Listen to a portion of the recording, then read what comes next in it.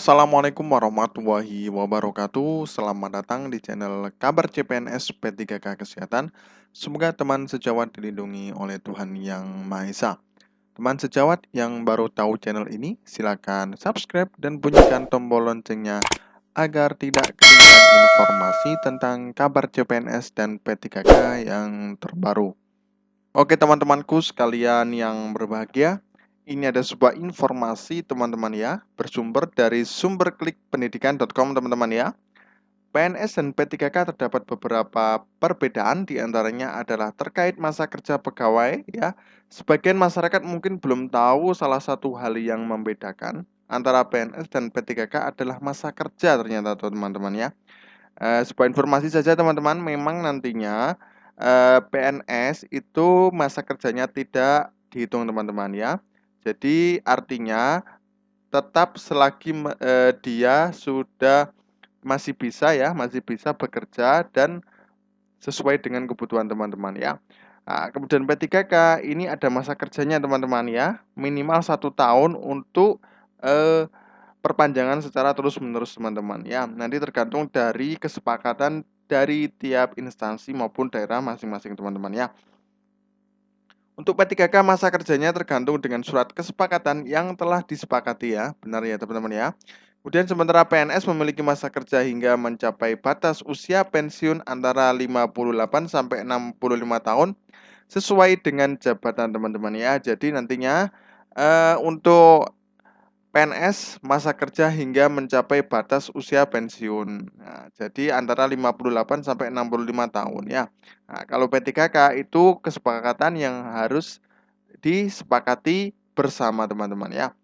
Nah, yang menjadi pertanyaan bagaimana seandainya masa kerja kontraknya sudah habis. Nah, Kepala Biro Hukum Humas ya dan Kerja sama Badan Kepegawaian Negara Satya Pratama menjelaskan antara lain, nah, ini teman-teman. 1. Diperpanjang atau tidaknya P3K tergantung pada kinerja P3K. Apabila kinerja P3K tidak bagus, maka perpanjangan masa kerjanya diberhentikan teman-teman ya. Kemudian masa hubungan perjanjian kerja bagi P3K paling singkat adalah 1 tahun teman-teman ya. Jadi nanti paling singkat adalah 1 tahun teman-teman ya. Nanti tergantung dari instansi daerah atau instansi masing-masing ya. Contohnya kalau semuanya di rumah sakit, itu tergantung nanti kalau semuanya diperpanjang tiap tahun ya, itu bisa jadi teman-teman ya. Tergantung dari kebijakan teman-teman ya. Kemudian yang ketiga adalah perpanjangan diberlakukan disesuaikan dengan kebutuhan dan berdasarkan atas penilaian kinerja teman-teman ya. Artinya disesuaikan dengan kebutuhan dan berdasarkan atas penilaian teman-teman ya. Jadi yang terpenting adalah penilaian kinerja. Nah, kalau kerjanya jenengan itu bagus ya, sesuai prosedur, tidak neko-neko. Nah, itu kemungkinan itu pasti bisa diperpanjang teman-teman ya. Kemudian yang keempat, bagi P3K yang diperpanjang, maka wajib menyampaikan tembusan surat keputusan perpanjangan kepada Kepala BKN teman-teman ya. Jadi seperti itu teman-teman ya. Oke, kita lihat untuk dengan peraturan ya yang sesuai dengan Perpres ya teman-teman ya. Tahun 2018 ya tentang P3K. Oke, kita lihat teman-teman ya. Oke teman-teman, nah ini Perpres ya teman-teman ya. Bab 4 penilaian kinerja teman-teman ya. Bagian ke-1 penilaian kinerja P3K. Nah, ini pasal 35 ya. Ini sesuai dengan Perpres ya teman-teman ya. Penilaian kinerja P3K bertujuan menjamin objektivitas prestasi kerja yang sudah disepakati berdasarkan perjanjian kerja antara PPK dengan pegawai yang bersangkutan teman-teman ya. PPK ini pejabat pembina kepegawaian teman-teman, artinya atasannya, wis gampangannya seperti itu teman-teman ya.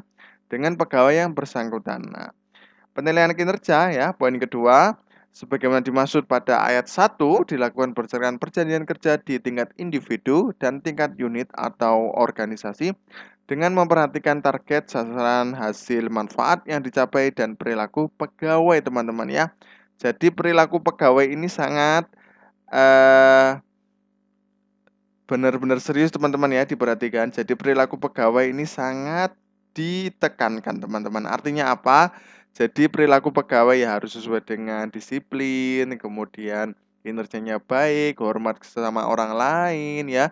Kalau di rumah sakit ya harus sesuai dengan prosedur, ramah, tamah, sopan kepada pasien. Nah, seperti itu teman-teman ya. Kemudian poin ketiga, penilaian kinerja P3K dilakukan secara objektif, terukur, akuntabel, partisipatif, dan transparan teman-teman ya. Nah, jadi penilaian kerja nanti harus sesuai objektif dan terukur teman-teman ya. Harus sesuai dengan SPO teman-teman ya. Kemudian lanjut teman-teman. Nah, ini penilaian kinerja yang poin keempat, P3K berada di bawah kewenangan PYB ya pada instansi pemerintah masing-masing ya. Jadi PYB ini jadi nanti untuk dari atasannya masing-masing teman-teman ya. Kemudian yang kelima, penilaian kinerja P3K sebagaimana dimaksud pada ayat 1 didelegasikan secara berjenjang kepada atasan langsung dari P3K teman-teman ya. Nah, jadi penilaian kerja sebagaimana dimaksud pada ayat 1 secara berjenjang ya kepada atasan teman-teman ya. Jadi mulai dari contoh kalau di rumah sakit di kepala ruangan ya. Kemudian lanjut lagi ke kabid di atasnya lagi, kemudian ke wakil direktur dan badan kepegawaian dan lain sebagainya teman-teman ya. Jadi bertahap teman-teman ya. Kemudian penilaian kinerja P3K sebagaimana dimaksud pada ayat 1 ya, poin ke-6 dapat mempertimbangkan pendapat rekan kerja setingkat dan bawahannya. Jadi bisa dari rekan kerja, nah, setingkat dan bawahnya. Jadi itu harus secara struktur teman-teman ya, terukur. Nah, seperti itu teman-teman ya. Kemudian hasil penilaian kinerja P3K disampaikan kepada tim penilai kinerja P3K. Nah, itu nantinya akan ada timnya teman-teman ya. Kemudian hasil penilaian kinerja P3K dimanfaatkan untuk menjamin objektivitas ya, perpanjangan perjalanan kerja, pemberian tunjangan dan pengembangan kompetensi teman-teman ya.